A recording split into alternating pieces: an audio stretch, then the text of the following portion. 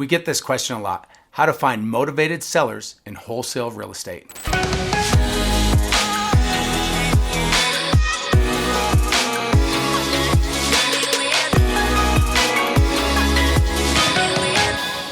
In this video, we're going to touch on a lot of different things. And one of them that I find exciting is just when you're out there driving around, we're going to talk about how to find and identify those properties. I'm going to share with you a couple ways that I really like to find and still find motivated sellers. And you're going to want to make sure you stay till the end because I have a free gift for you. Obviously, there's notice to default or pre-foreclosures. This is public information and you could get this for free in any city. Also, foreclosures. Foreclosures or foreclosure auctions are prevalent in every city and they're coming back strong, and you're going to be seeing a lot of foreclosures come online. Make sure that when you go to these foreclosure auctions, your first couple times, just observe. You want to get down the system of how that works. Are they daily? Are they weekly? What do you need to bring to the auction? These are important questions. So when you go to observe the first handful of times, get the rhythm of it, see who the players are, who's doing deals and who's not.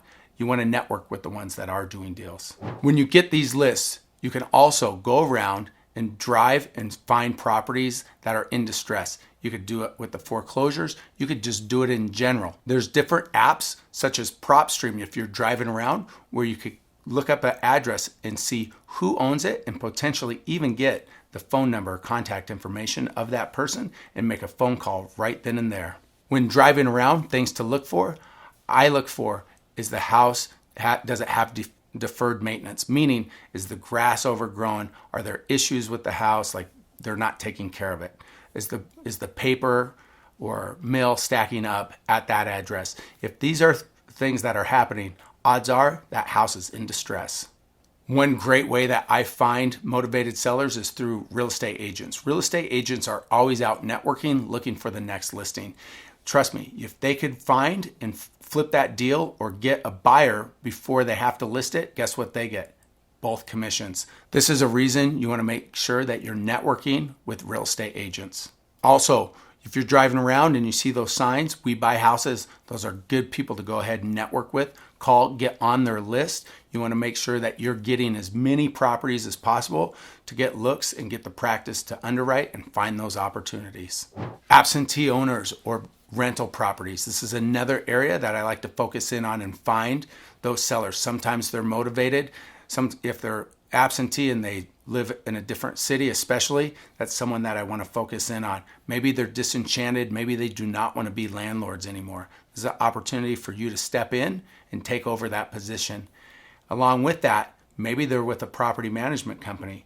Property management companies are an excellent source for you to be able to network with and find sellers that want to get rid of their properties. And if you could execute fast, you're going to get those properties. Before I get to the next great ideas, do me a favor, click on the subscribe button so we could bring you more content like this daily. Homes that didn't sell, meaning the listing is expired. Maybe it was on the market and now nobody wants it for whatever reason. I often go in 6 months after, 3 to 6 months after, I make phone calls, talk to those people, see if I could find out why it didn't sell, and maybe I'm the solution. One of the best kept secrets and a phenomenal way that I've found motivated sellers is through bankruptcies. Bankruptcy attorneys are dealing with this problem all the time.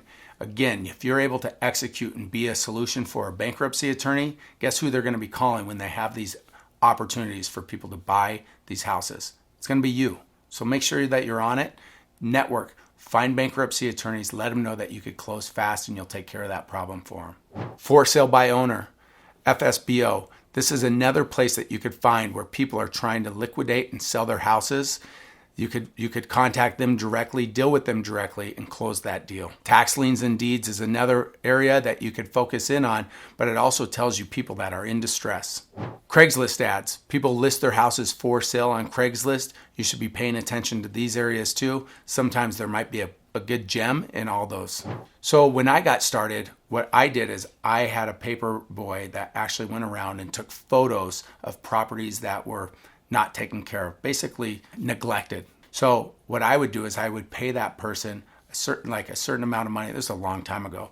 So we used Polaroid photos, right? And they stapled it to a sheet of paper. You don't have to do all that anymore. But I paid him $5 for every property he found me. Maybe it's 10, but if I close the property, I give him $100.